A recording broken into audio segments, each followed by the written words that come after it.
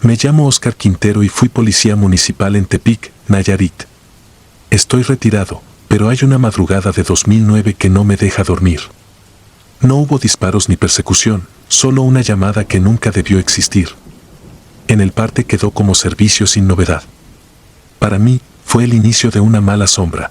Patrullábamos el sector oriente en la 2332. Mi compañera era la oficial Méndez, dura y metódica. A las 2:11 C4 reportó línea abierta con lamentos y golpes lejanos. El rastreo señalaba la colonia El Mirador, cerca de los tanques viejos de agua. Confirmé. Subimos por las calles de tierra. Los perros nos miraban en silencio. En lo alto, un fraccionamiento inconcluso se recortaba contra el cielo. La casa marcaba 2 pisos sin repello, porche con botellas de agua y monedas colgadas con hilo de pescar. Vibraban con el viento como si alguien hablara a media palabra. Había plumas en las jambas, cera pegada en el piso y olor a hierba quemada. Golpeé y di anuncio. Nadie respondió. Los perros que venían detrás se detuvieron justo antes de la sombra del portón. Uno se echó con un quejido. C4 pidió estatus.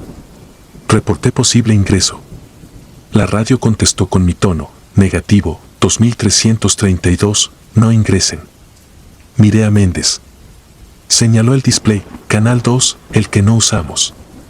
Supuse cruce extraño y abrimos. Dentro, la temperatura era más baja. El polvo marcaba cada paso. En la sala había un altar con frascos. Dentro, cabellos, uñas, un diente de perro, cintas con nombres. Reconocidos apellidos de reportes recientes. En el suelo, un círculo de sal interrumpido por huellas descalzas pequeñas que entraban al pasillo. Del segundo piso descendía un llanto, como por un tubo. Subimos. En un cuarto había colchones apilados y botellas con líquidos turbios. En otro, ropa de niño colgada. Al fondo, el baño. Empujé la puerta con el antebrazo. La tina de cemento contenía agua negra a media altura.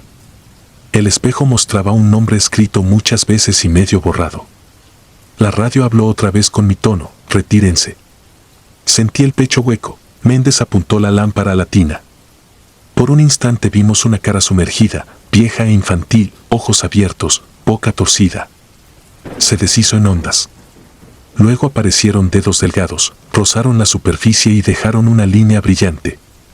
El olor cambió a metal. Pedimos apoyo. La señal cayó a cero. Sin canal, el llanto siguió ahí, lejos y cerca a la vez. Marqué al 066 desde mi teléfono. Contestó la misma respiración cortada de la incidencia. Detrás escuché una tos que yo conocía, la de un siniestro de 2007 en el centro, un hombre que se nos apagó en la ambulancia. ¿Era esa tos? Nadie me va a convencer de lo contrario. Seguimos el sonido hasta un cuarto con ventana al cerro. Una mesa escolar con cortes de cuchillo. Debajo, una caja con recortes de personas extraviadas y calendarios marcados. En el marco de la ventana, 4 marcas de uñas, como intento de trepar.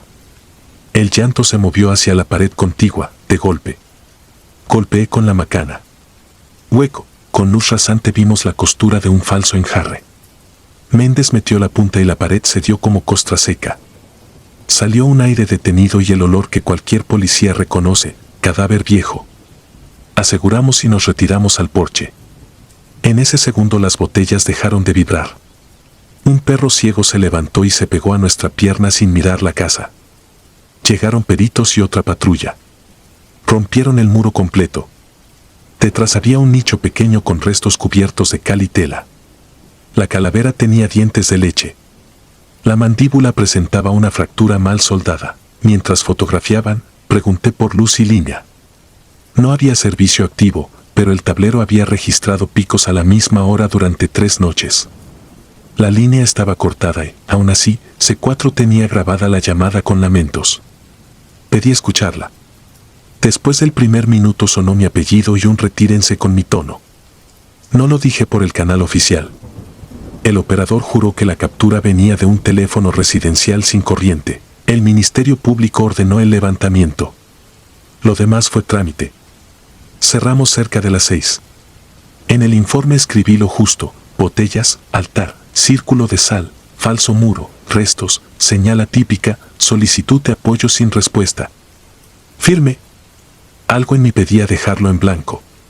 No pude. Necesitaba que quedara. Un mes después demolieron la casa.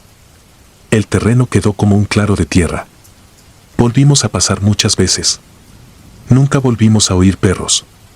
El viento ya no hacía hablar a nada. Una madrugada, antes del amanecer, nos detuvimos frente al claro. La radio encendió sola en Canal 2. Una voz como de cinta gastada dijo mi apellido. ¿Cambié de canal? La pantalla quedó muda. Encendí, apagué. Nada. Méndez no dijo palabra. Comimos en silencio y nos fuimos. Desde entonces pienso que hay servicios que son el residuo de lo que la gente dejó pudriéndose. Las casas chupan. A veces lo escupen en formas que nuestra cabeza llama fantasmas porque no tenemos otro nombre. Otras veces, cuando subo a mi azotea y veo los cilindros de agua contra el cielo de Tepic, escucho una vibración muy leve, como botellas movidas por un viento que ya no sopla. Nunca he vuelto a usar el Canal 2. Prefiero el ruido normal de la ciudad.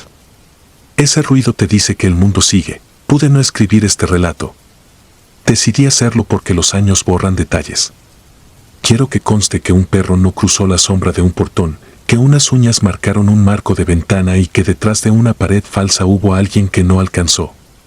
Y quiero que quede registrado que una voz con mi tono ordenó nuestro retiro antes de que halláramos el nicho. No sé desde qué año ni desde qué cuarto nos llamaron.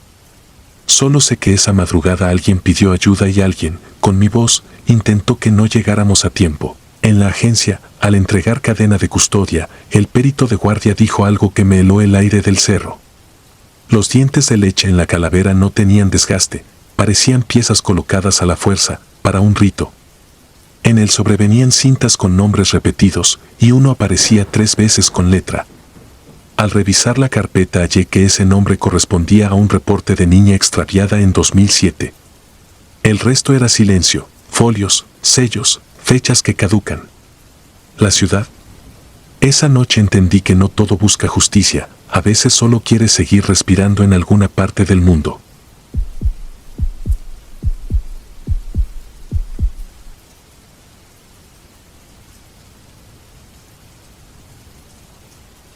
Me llamo Víctor Ávila y fui policía municipal en Ciudad Obregón, Sonora. Entré a la corporación en 2011, cuando todavía se fumaba a escondidas en el patio del cuartel y el C4 sonaba con esa estática que parece lija en el oído. Aprendí a conducir patrullas con los nudillos tensos, a comer frío, a dormir cuando se puede y a no creer en nada que no pueda meterse en un parte informativo. Aún así, hubo una unidad a la que procuré no acercarme, la 0723. No escuchaba las historias completas. Cambiaba de mesa, hacía ruido con el portacargador, me ofrecía a lavar la unidad que me tocara con tal de no quedarme en el círculo de quienes contaban que la 0723 se llevaba sola a los canales o que regresaba con el tapete trasero mojado cuando no había llovido. Fantasías de turno, me decía. En esta línea de trabajo ya hay suficientes fantasmas con nombre y apellido como para inventar otros. La noche que me asignaron la 0723 yo no vi nada especial.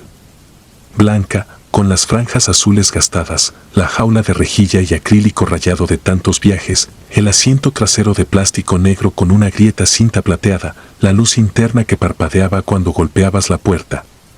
Sargento Barba señaló el sector oriente, me entregó llaves, radio y una mirada que parecía decir no preguntes.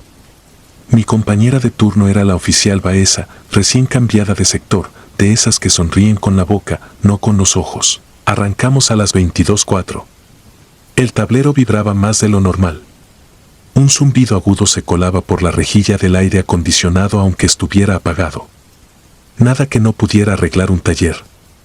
Hicimos el primer recorrido sin novedad, tiendas cerrando, perros ladrando a sombras, 2 borrachos que se despidieron con la mano como si fuéramos un taxi al que no pudieron subir.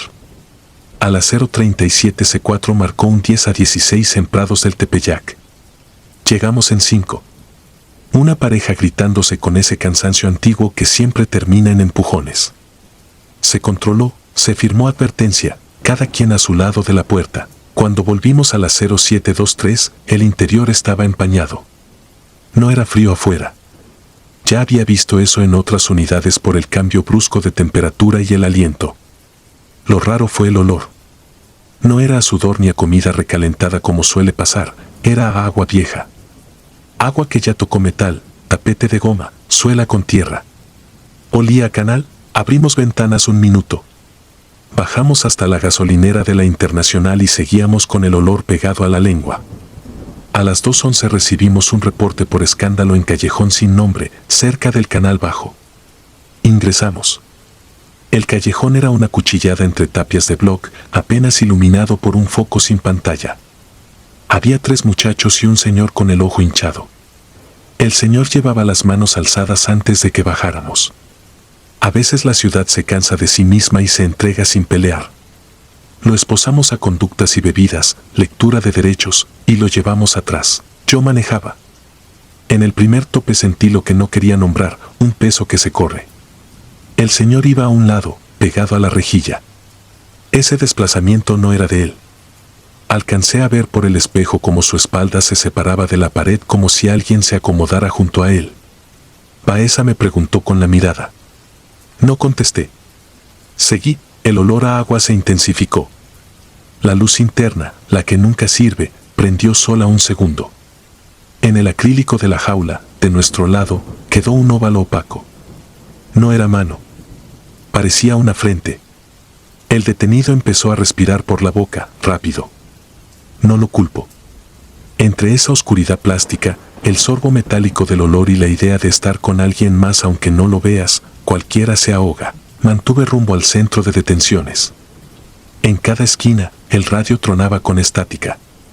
Las claves llegaban con una vibración como de agua golpeando micrófono. Baeza llamó a C4 para avisar traslado. Nadie contestó. Lo intentó 2 veces. A la tercera, escuchamos una voz vieja, apenas un hilo, que dijo un número que no tenía sentido, 0723. No fue quien atendía. No fue nadie. Levanté el pie del acelerador. No soy valiente a ciegas. Quise detenerme en un oxxo, sacar al señor, respirar otra vez aire con polvo, meterle patadas al miedo en el pecho. El volante se puso duro. No fue fantasía. El servo funcionaba, la dirección respondía, pero era como manejar con 2 manos y alguien más empujándote hacia la derecha. La 0723 se inclinaba hacia el Canal Bajo, apenas 2 cuadras adelante. No aceleraba sola, pero su peso iba en esa dirección, como si recordara. Di intermitentes, paré a media calle.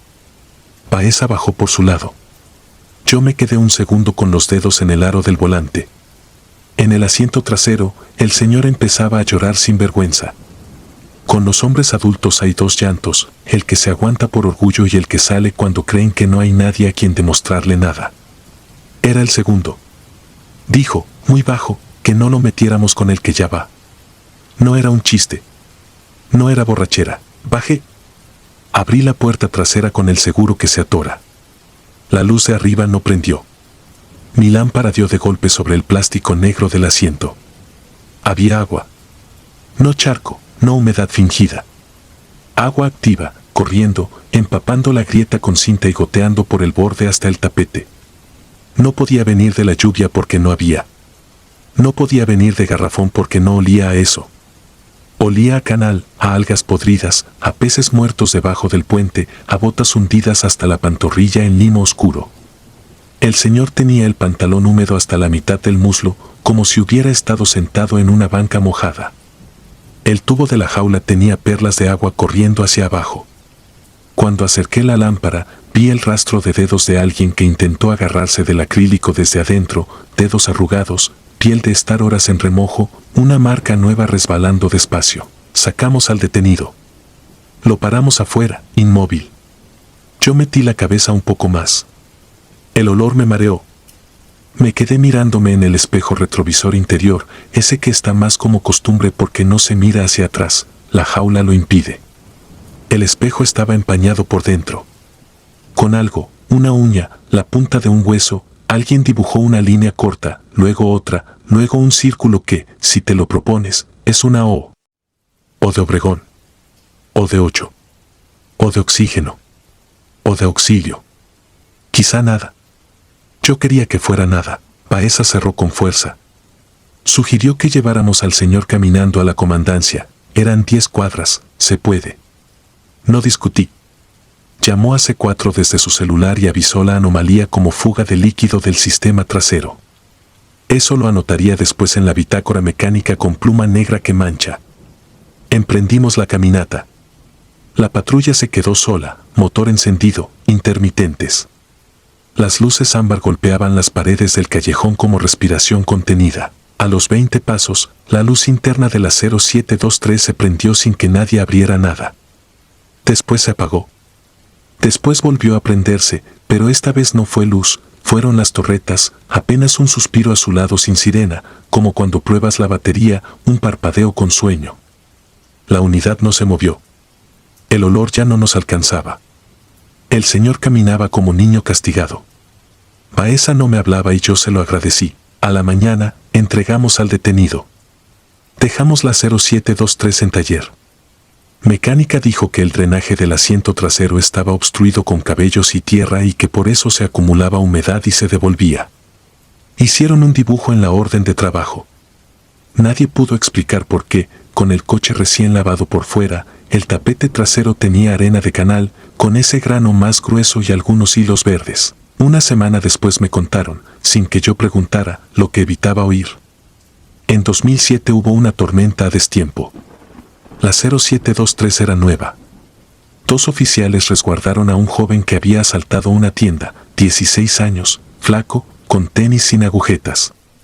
La avenida se convirtió en río. Se les apagó la unidad al borde del canal. Los 2 lograron salir por la puerta del conductor.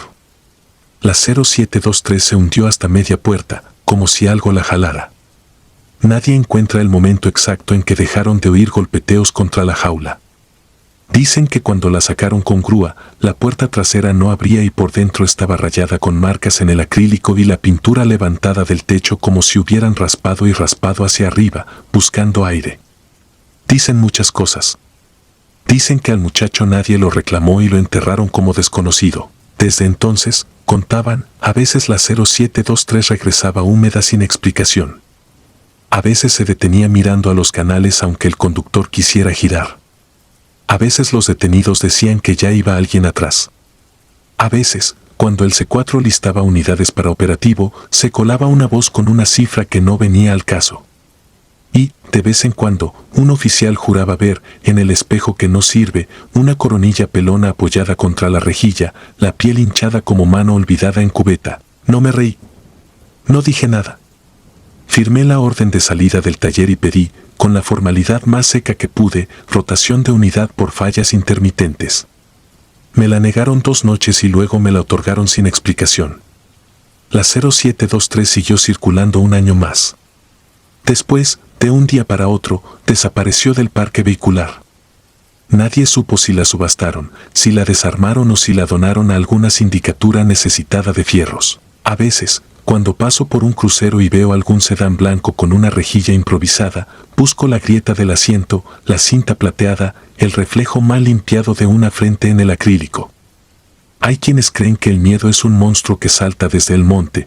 Yo aprendí que también puede ser una gota que no se seca, una torreta que titila por un segundo, una dirección que se pone dura justo antes de un puente. No sé qué fue de la 0723. Lo que sí sé es esto. Cada que subo a cualquier coche y el vidrio se empaña por dentro sin motivo, paso la manga, limpio un círculo y me quedo mirando hacia atrás aunque no haya nada que ver. El que va atrás, cuando quiere, no hace falta que se vea. Basta con que respire fuerte, como quien tuvo agua hasta el cuello y aún no aprende a creer en el aire. Y entonces, sin decirlo, todos entendemos que no vamos solos. Nunca.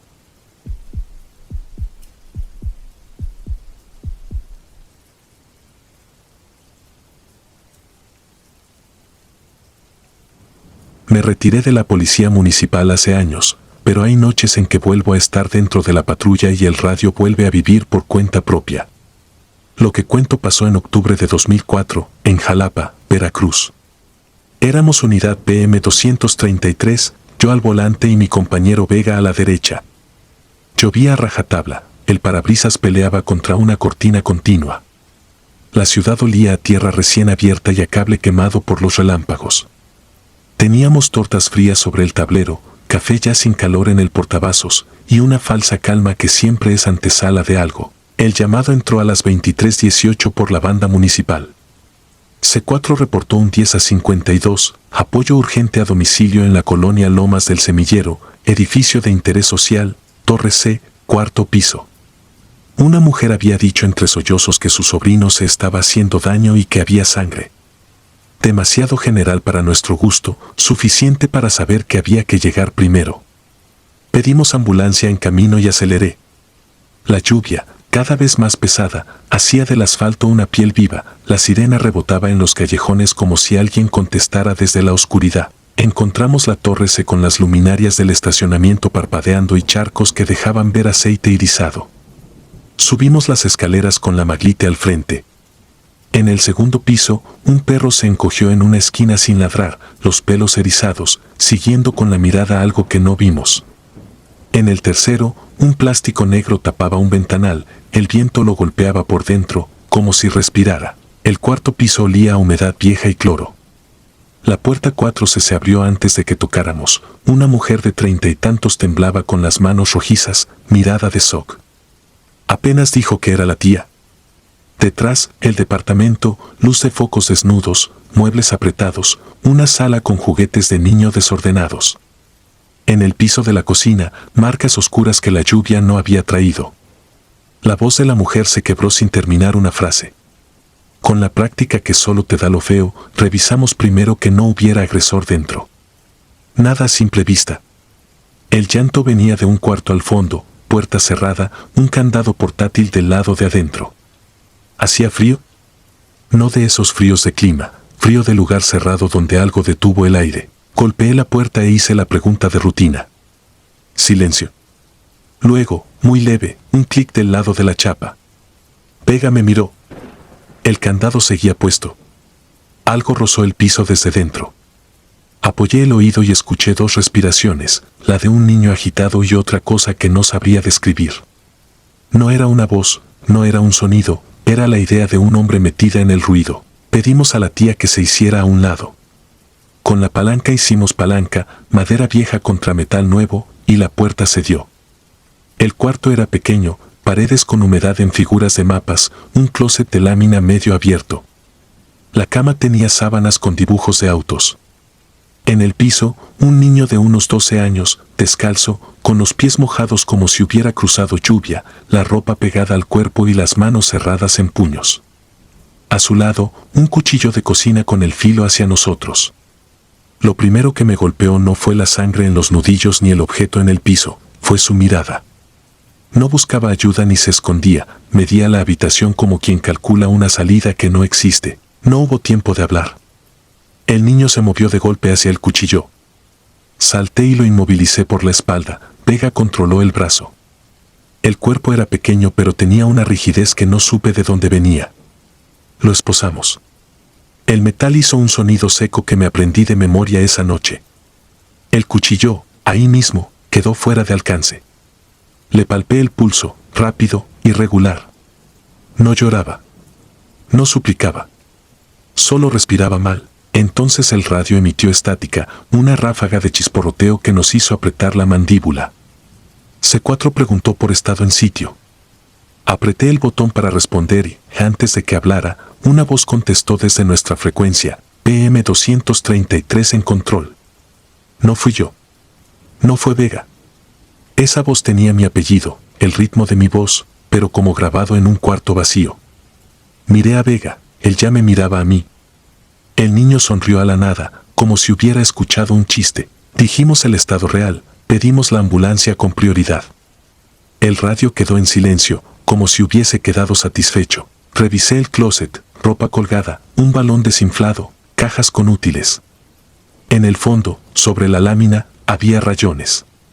Alguna mano pequeña había raspado letras que apenas se leían. Entre garabatos y números se alcanzaba un PM 233 repetido varias veces, torcido, mal copiado. Me detuve. Ese número no lo sabía cualquiera. Visto de reojo, parecía escrito con la punta de una llave. Pasé el dedo, El metal había arrancado pintura. La tía seguía en la sala, sin acercarse, murmurando palabras sueltas. Dijo que el niño se llamaba Saúl, que esa noche empezó a rascar la pared como si buscara algo escondido, que se hablaba solo con la voz cambiada. Que cuando bajó por la puerta, no la abrió. Que su hermana estaba en el trabajo nocturno. Que no entendía nada. Por la ventana abierta se escuchó un trueno que caminó la colonia como un animal grande. Saúl nos miraba sin parpadear, con la cabeza ladeada como si calibrara un sonido detrás de nosotros. Le pedí su nombre y su edad, no contestó. El cuarto olía a hierro y a lluvia. La ambulancia tardaba. Revisé el cuerpo del niño buscando heridas. Tenía marcas antiguas de rasguños en los antebrazos, los pulgares con la piel comida. En la planta de un pie, lodo. Lodo fresco. Subimos al cuarto por escaleras interiores sin lodo, sin charcos. Ventanas con rejas. Yo mismo había visto el descanso limpio. Vega también lo notó. Nadie dijo nada. El radio volvió a emitir ruido, corto, como si una mano pegajosa tocara y soltara el botón. Una respiración, la mía, salió del altavoz sin que yo lo accionara. Luego, un susurro. No era una palabra clara. Era la forma de mi nombre apretada dentro de la estática. La maglite se me humedeció en la palma. El niño sonrió por segunda vez. La sonrisa no era de niño, era una máscara. La ambulancia llegó con el ulular amortiguado por la lluvia. Subieron con camilla, oxímetro, guantes nuevos. Hicimos protocolo, esposas por seguridad, traslado al hospital, aviso al Ministerio Público para valoración. Mientras los paramédicos trabajaban, noté que Saúl seguía mirando el closet y, ya de pie, marcaba con el tacón un ritmo sobre el piso. Tum tum. Tum tum. Lo mismo que hacía el plástico del ventanal del tercer piso cuando subimos. El mismo golpe del viento por dentro. En el hospital no encontraron lesiones graves más allá de cortadas superficiales y la mano inflamada. La prueba de sustancias resultó negativa. Salud Mental recomendó valoración, pero no halló cuadro claro. Lo de siempre, ni sí ni no, a la deriva. Tomamos la declaración de la tía. Dijo que hacía semanas se escuchaban pasos en el pasillo a medianoche, que los platos vibraban en el escurridor, que el niño empezaba a quedarse mirando las esquinas con miedo y luego con una quietud que no era de él. Dijo que una vez lo sorprendió hablando como hombre adentro del closet. Dijo que lo del cuchillo fue el colmo. Ella misma llamó entre gritos cuando vio la sangre. Esa noche, de regreso a la base, Vega abrió la libreta para el parte y me dejó el espacio de redacción. Escribí lo básico: hora, domicilio, aseguramiento del menor, traslado, objetos localizados. Cuando llegué a la parte de observaciones, dudé. Mis dedos se quedaron sobre el bolígrafo. ¿Cómo explicas la voz en tu radio diciendo tu propia clave con tu propio tono? ¿Cómo registras lodo en 100 escalones limpios? ¿Cómo anotas un número de patrulla rayado en lámina en un cuarto donde nadie debería saberlo? Cerré la libreta sin ponerlo. No porque no fuera real, sino porque sabía que quedaría como broma de mal gusto o como fantasía de turno. Una semana después, en otro servicio, C4 llamó, PM 233, confirmen posición. Respondí. La central dijo que ya habían confirmado hacía 2 minutos, que para qué lo repetía. No había sido yo. No era la primera ni la última vez. En lo que me quedó de carrera, esa frecuencia jugó conmigo de vez en cuando. A veces, al pasar cerca de la torre C, el altavoz soltaba un susurro y un clic, como si alguien reconociera el paso de la unidad. A veces, en madrugada, cuando toda la ciudad era un solo perro dormido, el radio repetía palabras nuestras de horas antes, deformadas, como si alguien las masticara y las devolviera. Volví un par de veces a Lomas del Semillero por otros reportes. La torre se seguía oliendo a cloro. El perro del segundo piso ya no estaba. El plástico del ventanal del tercero seguía golpeando, aún en días sin viento. La puerta 4 se cambió de color. Nunca volví a ver a Saúl. Supe por un compañero que lo trasladaron un tiempo a casa de otro familiar en Banderilla y que lo veían mejor. No sé qué significa mejor cuando una sonrisa se te queda grabada para siempre. Me he preguntado muchas noches qué fue lo que realmente pasó. Hay explicaciones que a la gente le tranquilizan: estrés, sugestión, interferencias, coincidencias. He usado todas para dormir y algunas noches funcionan. Otras, el radio en mi cocina despierta solo, con ese clic apenas audible de cuando alguien roza el botón sin hablar y la luz verde hace un guiño pálido. Apago el aparato, pero el clic se queda un segundo más, como si la frecuencia me saludara desde un pasillo sin luz. En el closet de mi cuarto guardo mis botas, mi chaleco y la libreta de aquel turno. Sé que, al fondo, donde la lámina toca la pared, hay una esquina con pintura rayada. La rayó mi hijo cuando era chico, jugando. A veces la miro y pienso en la lámina de aquel otro closet, en las letras torcidas y el número de mi patrulla repetido sin sentido. Pienso en la sensación de aire detenido, en el olor a hierro, en un niño que respiraba como dos personas a la vez, en un plástico negro que golpeaba por dentro. Pienso en la risa que no escuché pero entendí. Y vuelvo a oír mi voz desde afuera, fría, hueca, diciendo, PM 233 en control. No lo estaba. Nunca lo estuve esa noche. Y si cierro los ojos ahora, sigo oyendo el clic.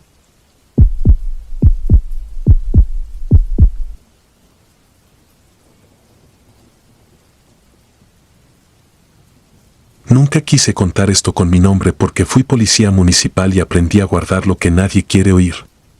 No busco crédito ni disculpas. Solo necesito dejarlo por escrito para que, si alguien vuelve a entrar ahí, lo piense dos veces. Ocurrió en 2016, en Escuinapa, Sinaloa, en turno de noche. Mi compañero era Ríos, prudente y metódico. Esa madrugada aprendimos que hay lugares donde ningún manual alcanza. A las 3:27 marcó C4. Reportaron luces y movimiento dentro de la planta tratadora de La Palma, cerrada desde un huracán. El folio venía de un número que no existía en el sistema. Llamaron a servicios públicos, nadie contestó. Íbamos cerca y nos mandaron. La patrulla avanzó por el camino viejo. Los faros cortaban la llovizna. 2 perros se quedaron inmóviles en el terraplén, sin ladrar. La reja tenía candado, pero la cadena estaba limpia. Cortamos por protocolo y empujamos. Adentro, el generador encendió sin que tocáramos nada. No rugió, respiró. El aire olía a cloro viejo y metal. Las lámparas de sodio parpadearon naranja. La maleza nos pegaba en las piernas.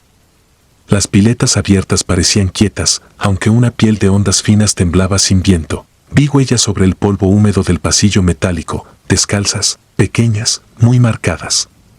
Entraban por donde rompimos y terminaban en la base del tanque elevado. No seguían a ningún lado. En la escalera había gotas que parecían aceite, pero eran agua que subía. Toqué un peldaño y la gota trepó al siguiente, lenta, como si el hierro sudara hacia arriba. El frío que sentí era de pozo. El registro del tanque estaba entreabierto. Por dentro se veían marcas de manos pequeñas impresas en el sarro. Asomé la lámpara. No vi nivel ni reflejo. Vi la curva seca del acero y un goteo que ascendía, se pegaba a la tapa y desaparecía.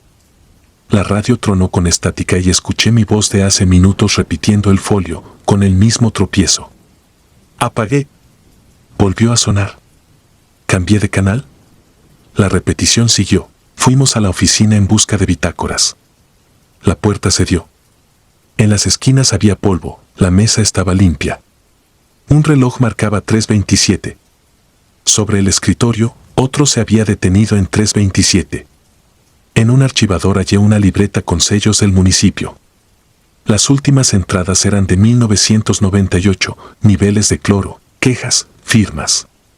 La última línea llevaba el apellido Altamirano, oficial desaparecido en servicio. Se apagó el generador y el silencio se volvió materia. Las lámparas cayeron una a una. No hubo oscuridad completa porque el cielo guardaba luz, pero la planta quedó como estación sin tren. Salimos con linternas. El agua hacía ruido sin moverse, un murmullo de respiración ajena. En el fondo de una pileta algo se plegó y estiró con cadencia. Conté tornillos del borde para no pensar en dedos. Regresé al tanque. Ríos subía a media escalera. Lo vi quieto, con la cabeza ladeada, como quien escucha detrás de una puerta. Le toqué el codo, estaba helado. Dentro del registro el goteo seguía subiendo. Una gota se pegó a la orilla y rodó al revés por la cara interior de la tapa.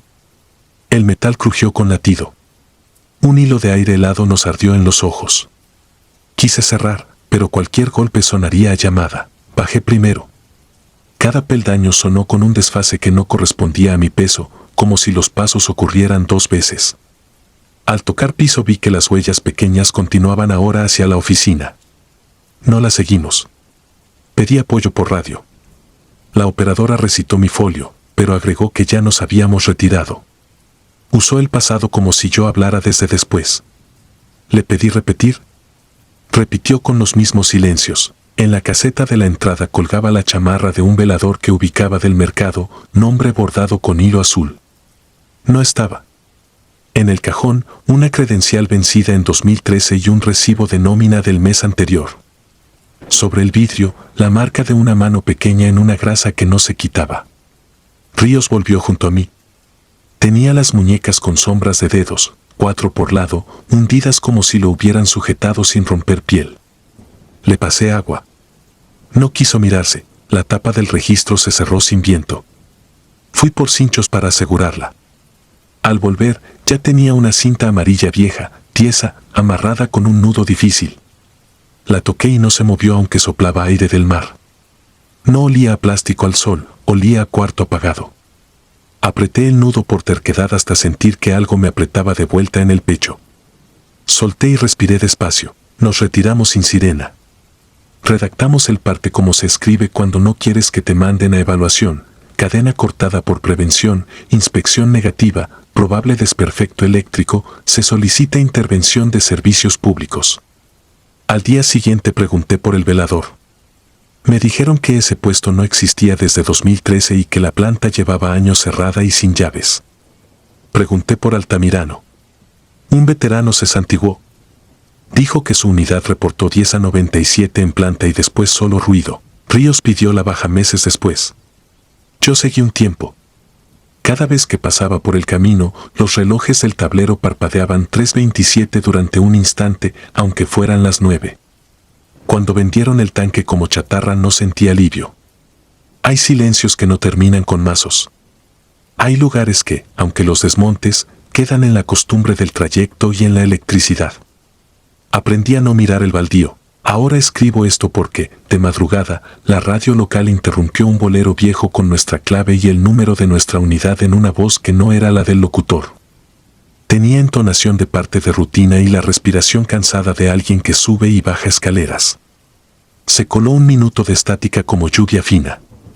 Luego el programa siguió sin comentario. Miré el reloj. Eran 3:27 exactos.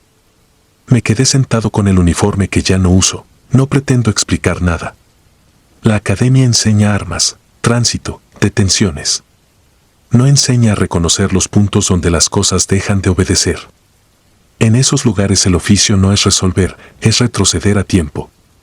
Si alguien lee esto y cree que una planta abandonada es solo tubos y válvulas, que recuerde algo sencillo, cuando la hora se repite exacta, cuando la gota sube, cuando la radio pronuncia tu nombre con una voz que no conoces, no intentes cerrar la tapa. No te assumes. Camina hacia atrás sin discutir. Y si ya es tarde, baja la mirada, sujeta la radio al pecho y deja que la noche pase.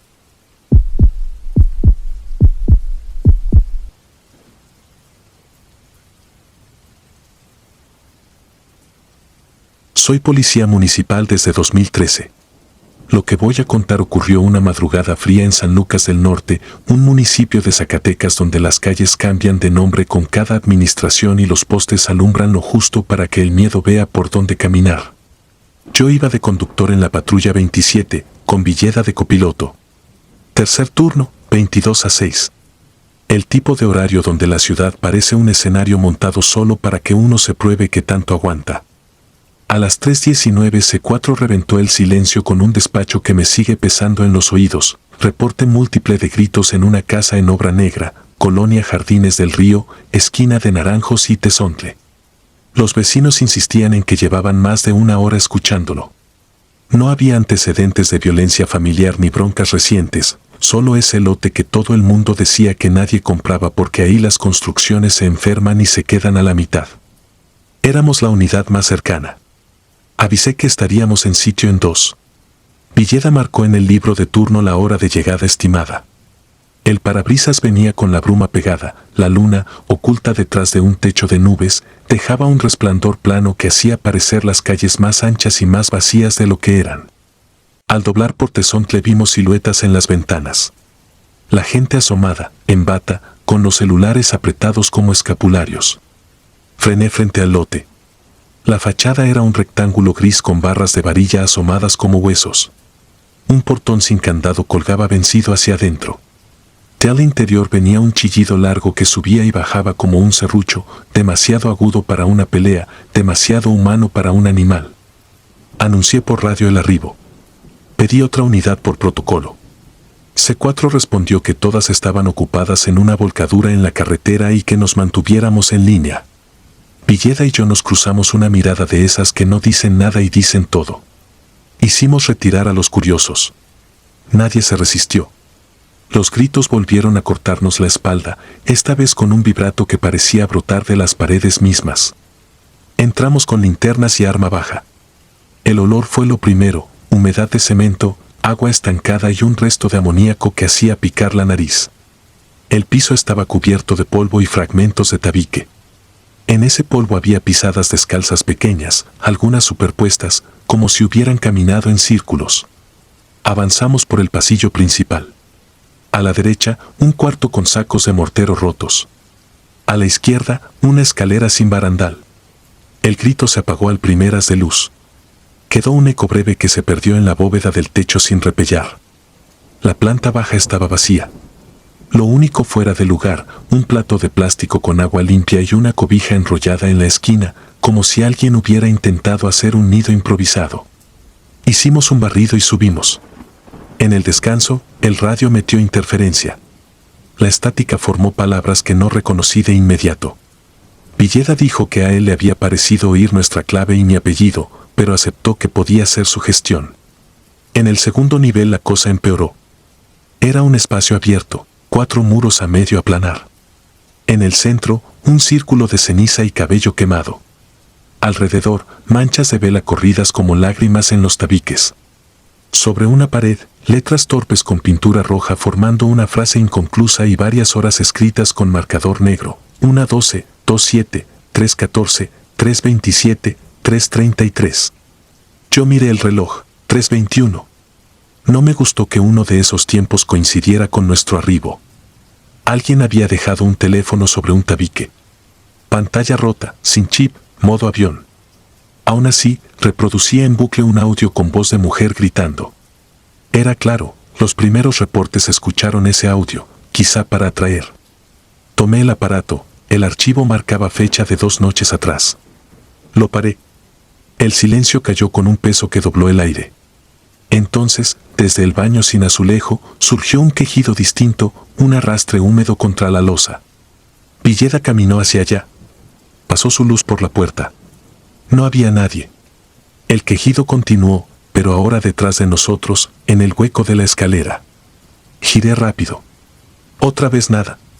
Solo polvo agitado y ese olor nuevo, un aliento metálico como de cables recalentados. Pedí refuerzo de nuevo. El despachador dijo algo que me heló.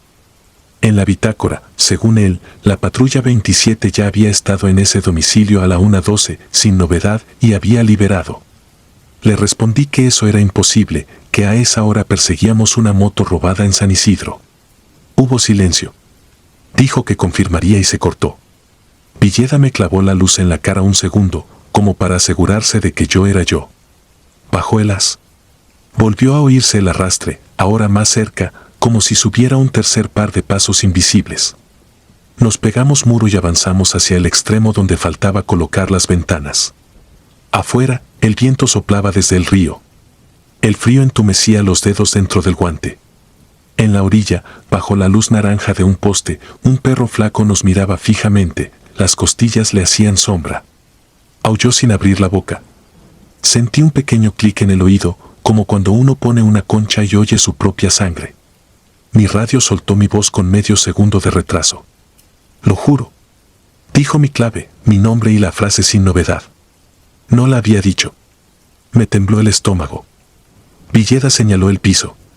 Entre nuestras huellas habían aparecido otras, muy claras, descalzas y apuntando hacia nosotros. La distancia era la de un adulto, tal vez una mujer por el tamaño, aunque eso no importaba ya. No había dónde esconderse. No había sombra donde cupiera un cuerpo. Sin embargo, cada pocos segundos las huellas nuevas avanzaban media pisada, como si las estuvieran imprimiendo desde abajo. Decidimos retirar. En la escalera, el mismo chillido del audio reventó sin teléfono. Vino de la planta baja, del costado donde estaba la cobija. Esta vez traía un desgarramiento que quitaba oxígeno, como un canto de óxido. Bajamos de 2 en 2 peldaños. Lo que encontramos nos afinó el miedo. Sobre la cobija había un radio idéntico al nuestro, con el mismo número de serie pegado con etiqueta. Encendido. Emitía estática que subía y bajaba como respiración. No era un reflejo. Era el mismo aparato que yo traía cruzado en el pecho. Lo tomé. ¿Pesaba frío? Lo acerqué al mío. Ambos dieron un chasquido a la vez y se quedaron mudos. La puerta del frente estaba cerrada. Antes colgaba hacia adentro, ahora encajaba como si jamás la hubieran pateado. Empujé. No se dio. Villeda intentó con el hombro. Nada. Avanzamos al patio trasero para saltar la barda. Al cruzar por la habitación de los sacos, el plato de agua amaneció turbio y en la superficie flotaba un juguete viejo, un militar de plástico de esos verdes, pero pintado con spray azul marino, sin cara. Con una letra B tallada en la base. Villeda se quedó mirándolo como si hubiera encontrado una foto familiar. Volvimos a la escalera. El tercer par de pasos subía delante de nosotros y sonaba con polvo. No había nadie, pero levantaban pelusas invisibles. Arriba, las horas en la pared habían sumado una nueva, 3:33. Faltaban un par de minutos. Sentí la certeza de que algo estaba esperando que ese número se completara. No por brujería de película, ni por historias de internet, sino por una lógica rara que se había apoderado del lugar. La misma lógica fría que a veces hace que dos autos se topen en una intersección vacía porque comparten un error en el tiempo. Le pegué con la macana a la cerradura de la puerta del frente hasta que la madera cedió. El viento entró como un animal. A esas alturas, el grito ya no pertenecía a nadie, resonaba por el hueso de la casa y por dentro de uno. Salimos a la calle. El perro seguía ahí, pero ahora miraba hacia adentro, como si nosotros hubiéramos quedado del otro lado del vidrio. Los vecinos no estaban. Ventanas cerradas, ni un reflector prendido. Las nubes se habían estacionado arriba del lote y se tragaban la poca luz. A lo lejos se oían sirenas de la volcadura. Nadie venía. C4 regresó con voz de sueño. Confirmó lo inexplicable. A la 1:12 una llamada de mi radio, con mi voz, informó sin novedad desde ese domicilio. Me pidió que no insistiera, que quizás se mezclaron registros por la emergencia de la carretera. Dije que quedaba en verificación. Miré el reloj, 3:32. Villeda me pidió con un gesto que no midiéramos nada más. Asentí. Acordonamos sin cinta, solo con el patrullero colocado en diagonal. Me fui a la libreta. Escribí lo justo, ruido, probable broma, domicilio en obra. En la última línea, casi sin voluntad, anoté el número que más tarde busqué en el expediente, B27, un policía de hace años que desapareció en esa colonia en medio de una guardia sin reporte. No era superstición, era papel frío en un archivero. Su nombre se parecía al mío. Su radio, según la foto de la investigación, tenía una etiqueta blanca con tinta corrida. Igual que el que había encontrado en la cobija. Regresamos 2 veces en la misma semana con personal de obras públicas y un comandante. No hallamos a nadie, solo grafitis nuevos y basura. La casa se fue pudriendo con las lluvias. 6 meses después la demolieron. Pensé que con eso se iría el eco. Me equivoqué. De vez en cuando el turno cae pesado y la ciudad se queda sin perros, C4 tira a la misma ubicación para una verificación por gritos. Y si uno contesta, casi seguro su propio radio devuelve su voz con medio segundo de retraso, como si alguien lo estuviera escuchando desde un escalón más arriba, en una marcha que no termina jamás. Sigo en la municipal. No soy creyente de milagros ni de leyendas, pero desde aquella madrugada camino distinto los interiores en obra. Evito las paredes con horas escritas. Reviso 2 veces las etiquetas de los radios. Cuando me toca patrullar jardines del río bajo lluvia y espejo negro sobre el asfalto, acelero apenas al pasar por Naranjos y Tezontle. No por miedo a los gritos, que al final son solo aire vibrando, sino por esa otra cosa que se queda cuando el edificio se cae, la certeza de que hay lugares donde el tiempo se dobla. Y que en ese doblez alguien nos está esperando para decir con nuestra boca que no pasa nada, que el sitio está limpio, que podemos irnos, aunque no sea verdad. Y nosotros firmamos, cerramos la libreta y seguimos la ruta creyendo que eso basta para dejar algo atrás. No se deja. Nunca se deja. Si disfrutas de los relatos, te invitamos a apoyarnos con un like y un comentario, ya que eso nos ayuda muchísimo. Además, si aún no estás suscrito o suscrita, te animamos a formar parte de la comunidad del terror. Muchas gracias por escucharnos y por tu apoyo.